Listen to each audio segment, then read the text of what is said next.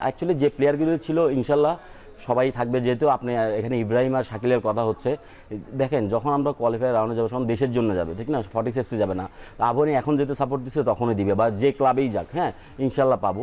আর ওটা এখনও দেরি আছে। আর আমার যেসব প্লেয়ারগুলি ছিল, ফরেন প্লেয়ারগুলি, হ্যাঁ ইনশাল্লাহ সবাই থাকবে। অলরেডি আমরা জাপানি যে দুইজন প্লেয়ার ছিল, ওরা 1 মাসের চুক্তি ছিল।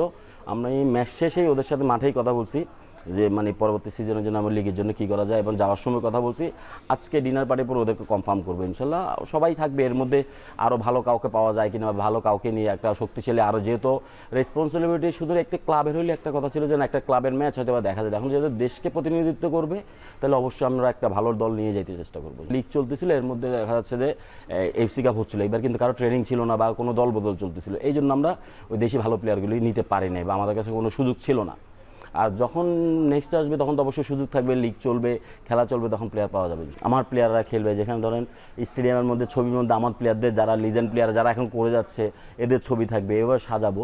তো এইটা অ্যাকচুয়ালি করবো। আমাদের এমডি সাহেবের একদিন কথা বলছিল, বাট এটা হয়তো উনি কি নেক্সট সিজন না কখন বলছেন, আমি তাকে রিমাইন্ডে করতে পারতেছি না।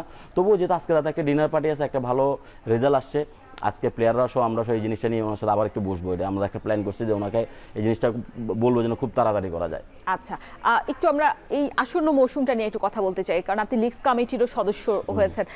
সেই ক্ষেত্রে আসলে লিগস কমিটিটা এখন আসলে কি পরিস্থিতিতে রয়েছে? কারণ আসন্ন মৌসুমে এখন কোনো নতুন ডিসিশন আসতে চলেছে কিনা? কারণ 12 তারিখে আপনাদের ক্লাব লাইসেন্সিং এর শেষ ডেট ছিল, এখনো পর্যন্ত কোনো আপডেট আপনাদের পক্ষ থেকে দেয়া হয়নি। না, 17 তারিখ পর্যন্ত বাড়াইছে। আচ্ছা, হ্যাঁ, এখন পর্যন্ত 17 তারিখ পর্যন্ত বাড়াইছে।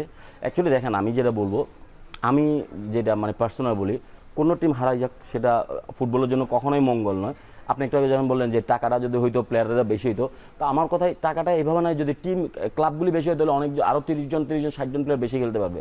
আর আমি একটা কথা বলি, মনে রাখবো, বসুন্ধরা, আবহানি, এরা ফুটবলে মানে সাময়িক প্রবলেম চলতেছে, এরা কিন্তু ফুটবলের জন্য অনেক কিছু করছে, দেশের ফুটবলের জন্য।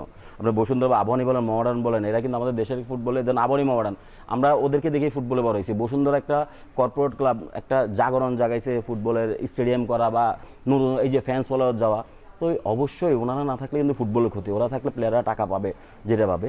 তো অবশ্যই আমি মনে করি যে দোনোটা টিমে কাটায় চলে আসতে পারবে, যে শুনতেছি শুনে চলে আসবে। টাকাটা অ্যাকচুয়ালি আমি যেটা বলছি, টাকা যে অনেকে ম্যাটার করে, টাকাটা ম্যাটার না, ম্যাটারটা হচ্ছে কি জানেন, ওই টাকাগুলি দেওয়া, পেমেন্ট করা, দেশ থেকে যাওয়া, ওখানে একটা লেন্থি প্রসেস কাজ করে আর কি।